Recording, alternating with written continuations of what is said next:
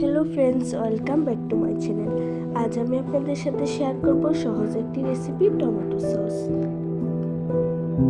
এই জন্য আমি পাকা লাল টাইপের 1 কেজি টমেটো নিয়েছি। টমেটোগুলোকে পরিষ্কার করে ধুয়ে 4 ভাগ করে কেটে নিয়েছি। টমেটো সস তৈরি করার জন্য প্রথমে টমেটোগুলোকে সিদ্ধ করে নিতে হবে। এর জন্য একটি প্যানে টমেটোগুলো ঢেলে নিচ্ছি। এখন দিয়ে দিচ্ছি 4-5টি রসুনের কোয়া, 1টি পেঁয়াজ, 2-3 টুকরো আদা, 2 টুকরো দারুচিনি, 4-5টি লং, 4-5টি শুকনো মরিচ, হাফ চামচ লবণ।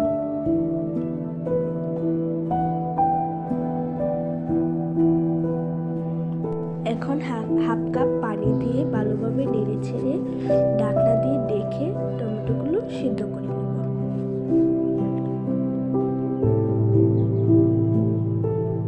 কিছুক্ষণ পর ঢাকনা খুলে দেখব যে টমেটোতে অনেক পানি উঠে গেছে। এবার আরেকটু নেড়ে ছেড়ে আবার ঢাকনা দিয়ে ঢেকে সিদ্ধ করে নেব। টমেটোগুলোকে সিদ্ধ করে নেওয়ার পর ঠান্ডা করে নিতে হবে। আপনাদের কাছে ব্লেন্ডার থাকলে ব্লেন্ডারে ব্লেন্ড করে নিতে পারেন, আবার যাদের কাছে ব্লেন্ডার নেই তারা ডালঘুটনি দিয়ে ম্যাশ করে নিতে পারেন। এরপর এটাকে ছেঁকে নিতে হবে। দেখুন বন্ধুরা, ছেঁকে নেওয়ার পর খুব স্মুথ একটা পিউরি পেয়ে গেলাম। এখন আমি কর্নফ্লাওয়ার আর ভিনেগারের একটি মিশ্রণ তৈরি করে নেব।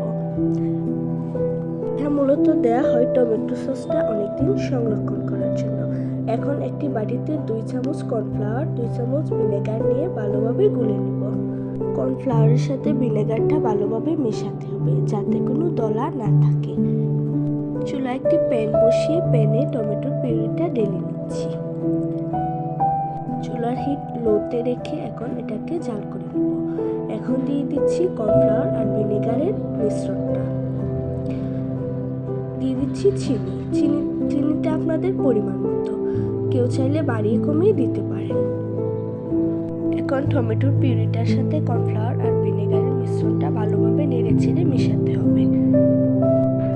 অল্প কিছুক্ষণ জাল করে নেওয়ার পরে দেখা যাবে চিনিটাও গলে গেছে এবং টমেটো সসটা অনেকটা ঘন হয়ে এসেছে। আপনারা দেখতেই পাচ্ছেন সসের ঘনত্বটা কেমন হয়েছে। টমেটো সসটা পারফেক্টভাবে তৈরি হয়ে গেছে। এখন বাটিতে ঢেলে নিচ্ছি। কেনা টমেটো সসের থেকে বাড়িতে তৈরি করা টমেটো সসটাই অনেক বেশি স্বাস্থ্যসম্মত।